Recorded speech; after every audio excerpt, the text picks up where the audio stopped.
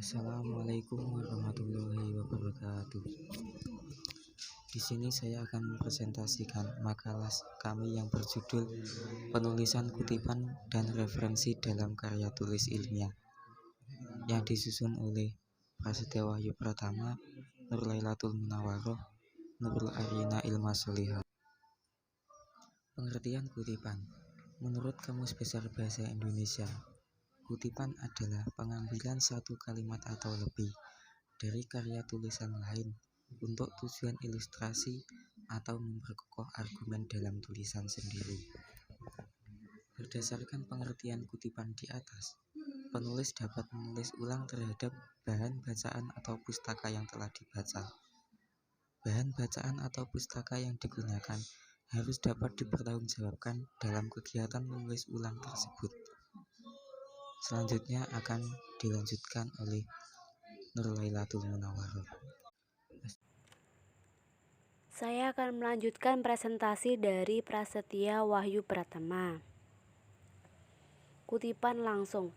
Apabila penulis mengambil pendapat orang lain secara lengkap, kata demi kata, kalimat demi kalimat, sesuai teks asli, tidak mengadakan perubahan sama sekali dengan kata kutipan langsung, yaitu menyalin informasi sesuai dengan sumber.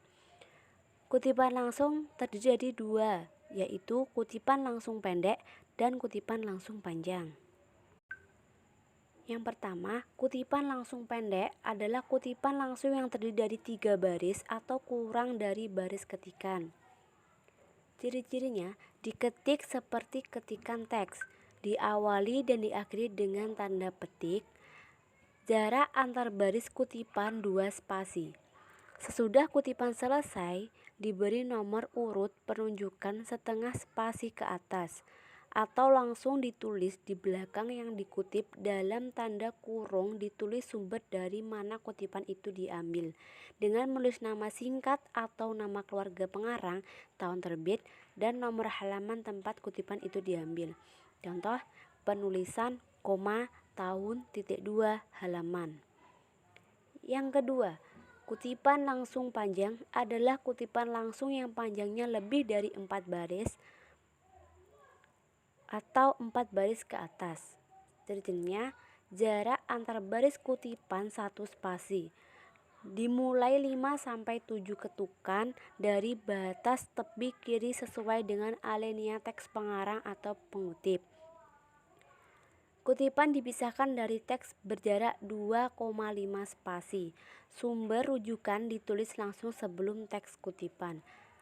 Apabila pengutip memandang perlu untuk menghilangkan beberapa bagian kalimat, pada bagian itu diberi titik sebanyak 3 buah. Di belakang kutipan diberi sumber kutipan. Kutipan diapit oleh tanda kutip atau tidak diapit tanda kutip.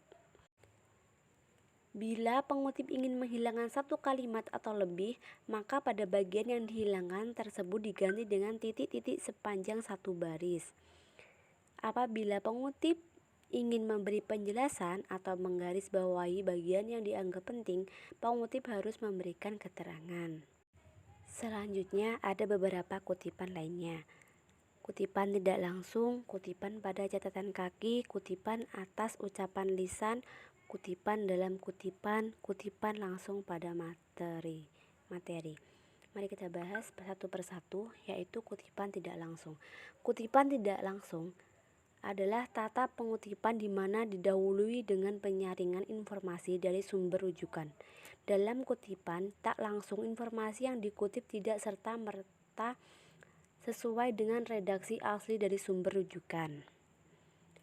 Yang kedua, kutipan pada catatan kaki. Kutipan selalu ditempatkan pada spasi rapat. Meskipun kutipan itu singkat saja, kutipan diberi tanda kutip, dikutip seperti dalam teks asli. Yang ketiga, kutipan atas ucapan lisan harus dilegalisir dulu oleh pembicara atau sekretarisnya. Bila pembicara seorang pejabat, dapat dimasukkan ke dalam teks sebagai kutipan langsung atau tidak langsung. Yang keempat, kutipan dalam kutipan.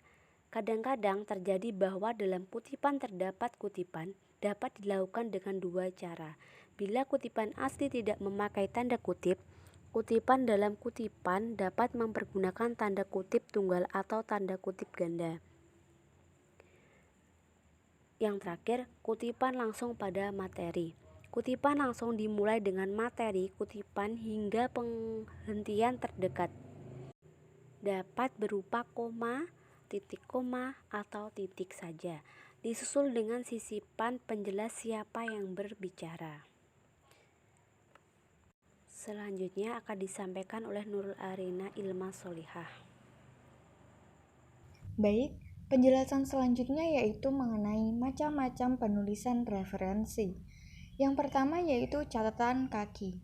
Catatan kaki atau biasanya disebut juga dengan footnote.